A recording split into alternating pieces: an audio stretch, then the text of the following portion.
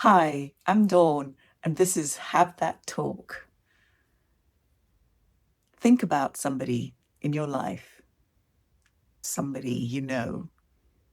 Maybe you used to be very close. You used to go for lunch together. You used to work closely on the same project. They sometimes bring you coffee. But lately, there's been a change in your relationship. This person is quieter. Their emails aren't as friendly. They no longer seek your company. In fact, it feels as though they might be avoiding you. It's puzzling. What happened? Did I do something? Is there something wrong? Should I say something? But if I say something, what can I say? Maybe I'm imagining it. Maybe I should just let it be. So this video is not just about whether or not you should have that conversation, but also about understanding why you want to have that conversation. And if you're ready to hear what the other person might say. The first thing I want you to do is to first reflect on your motivation to reach out.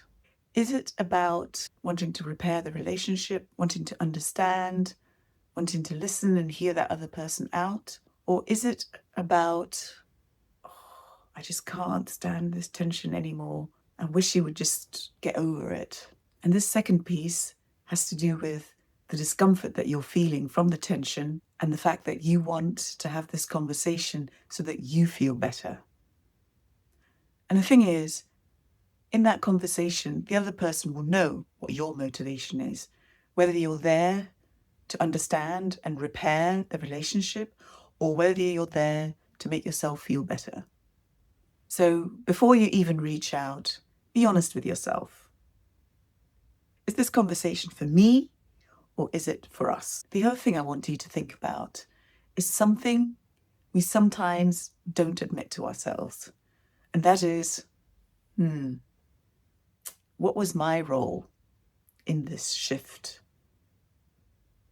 Did I do something? Was there an incident that happened? Is it me that has changed and they are just responding? Maybe you keep speaking over them in meetings. Maybe you keep correcting them while they're presenting to the group. Maybe there was a decision that you made together and then later on you changed your mind. Maybe you didn't say their name when you were presenting the results of the report and you only mentioned yourself and your work.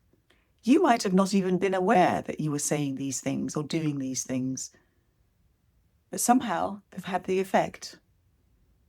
Maybe it's something else that you're not aware of, something else that you weren't involved in. Sometimes the tension comes from a deeper place where they just need somebody to sit with them or somebody to hear them out.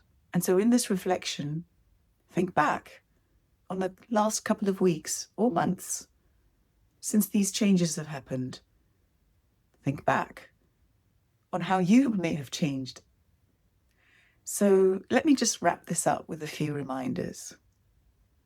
If there's tension, if it's a one-off, let it be, let it slide, but keep an eye on it to see if it happens again.